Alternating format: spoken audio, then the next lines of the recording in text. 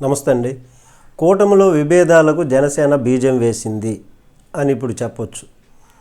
ఎందుకంటే పిఠాపురం జనసేన 12వ ఆవిర్భావ సభను ఘనంగా నిర్వహించింది జనసేన పిఠాపురంలో. అయితే పోటెత్తినటువంటి జనాన్ని ఉద్దేశించి పవన్ కళ్యాణ్ గారు, నాగబాబు గారు, అలాగే జనసేన నాయకులు పూనకం వచ్చినటువంటి వాళ్ళ మాదిరిగా ఊగిపోయారు.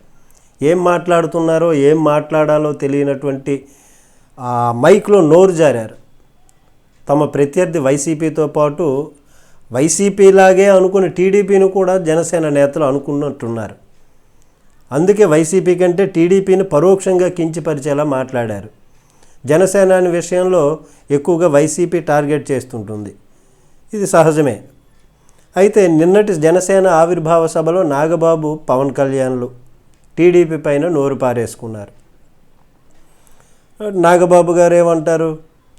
ఇదంతా పిఠాపురం ప్రజలు, జనసేన కార్యకర్తలు, మా నేత నాయకుడు పవన్ కళ్యాణ్ గెలుపు మాత్రమే, ఇందులో ఎవరి ప్రమేయం లేదు. ఎవరైనా మా ప్రమేయం ఉంది అని అనుకుంటే వారి అజ్ఞానము అది అని చెప్పేలాగా ఆయన మాట్లాడడం. పవన్ కళ్యాణ్ గారు 4 దశాబ్దాల చరిత్ర ఉన్నటువంటి టీడీపీని నేను నిలబెట్టా అనేటటువంటి ఒక్కడనై తానై అన్నటువంటి విధంగా మరి ఆయన మాటలు, ఇట్లాంటి మాటలు అన్నటువంటి ఆ సోదరుల కంటే ఆ నొప్పి ఏంటో అన్నది టీడీపీకి మాత్రమే తెలుసు. అందుకే ఆవిర్భావ సభ జరుగుతుండగానే నాగబాబును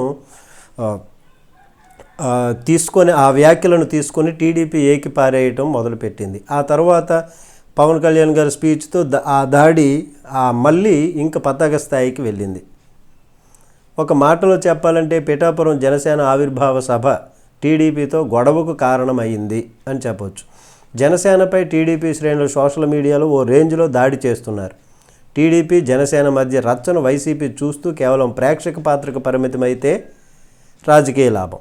అలా కాకుండా ఎప్పటికప్పుడు జనసేనాని, పవన్ కళ్యాణ్ను, అలాగే నాగబాబు గారిని తిట్టకుండా ఉండలేము అని అంటూ వైసీపీ సోషల్ మీడియా యాక్టివిస్టులు అనుకుంటే వాళ్ళ అజ్ఞానమే అనుకోవాలి. ఈ సమయంలో వైసీపీ వ్యూహాత్మకంగా ఉండాలి. రాజకీయాల్లో మిత్రులు గొడవ పడుతుంటే ఆజ్యం పోయాలే తప్ప అందులో వారు తలదూరిస్తే నష్టం మాత్రమే. రాజకీయంలో ఏంటంటే ఆ మిత్రులు గొడవ పడుతుంటే ప్రతిపక్షం వారికి అది ఉపయోగిస్తుంది కదా, అది రాజకీయ ధర్మం అది. కాబట్టి అందుకే వైసీపీ ఈ సమయంలో జాగ్రత్తగా నడుచుకోవాలని ఆ పార్టీ అభిమానులు కోరుకుంటున్నారు.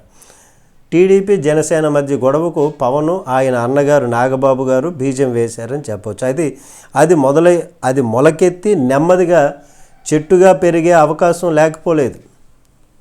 వైసీపీ యాక్టివిస్టులు తెలివితో ఆలోచిస్తే మొక్కకు నీళ్లు పోయాలనే అభిప్రాయం వ్యక్తం అవుతుందా వాళ్ళలో.